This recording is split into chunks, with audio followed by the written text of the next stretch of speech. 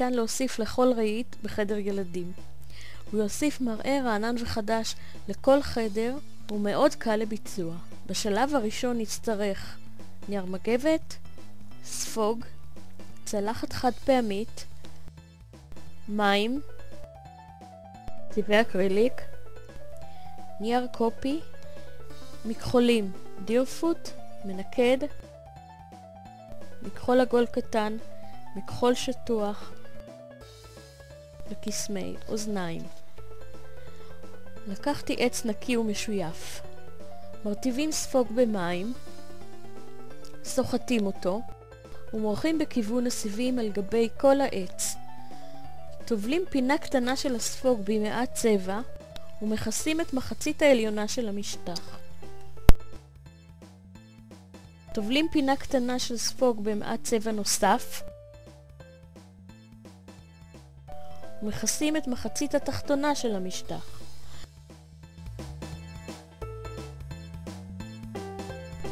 ממזגים בין הצבעים ללא צבע, מייבשים. שלב שני. טובלים מברשת שטח בלקה על בסיס מים, מורחים בכיוון הסיבים,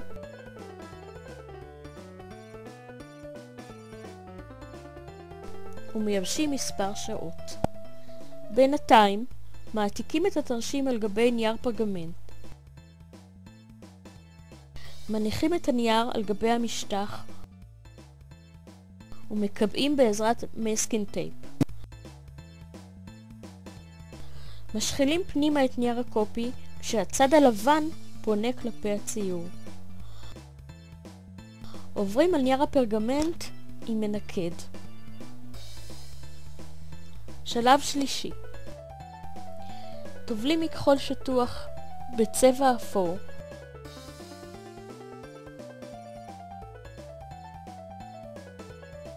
ומכסים את כל משטח הארנב.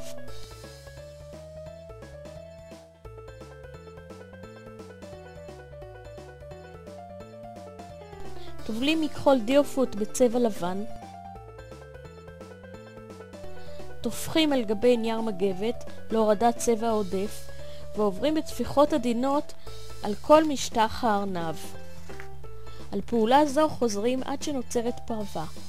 מייבשים בערך כ-20 דקות. מניחים שוב את התרשים על גבי הציור ומעתיקים את כל קווי המתאר הפנימיים בקופי שחור.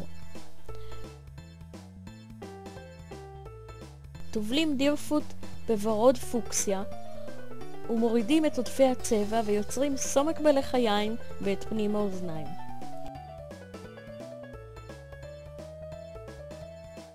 טובלים מכחול ליינר בצבע שחור מדולל ועוברים על גבי כל הקווים.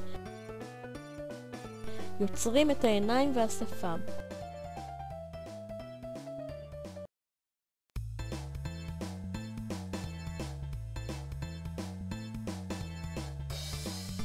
מוסיפים נקודות מבהק בלבן.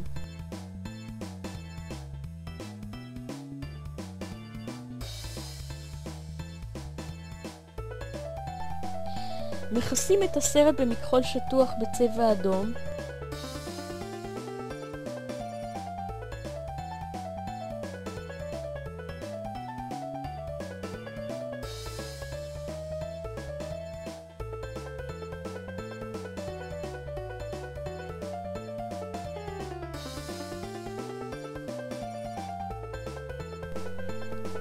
ומוסיפים שוב עם הליינר צבע לבן.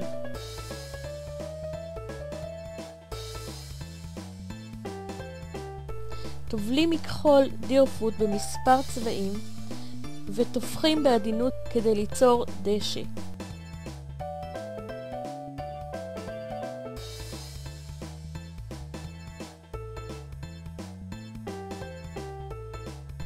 ניתן להוסיף עשבייה, פרחים במנקד,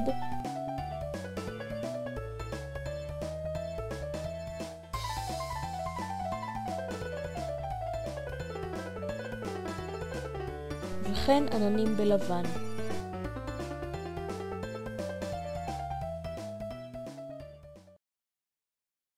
את הגזר השארתי לכם לבצע לפי דמיונכם, ואשמח אם תעזרו בשיטות שלמדתם פה. בהצלחה!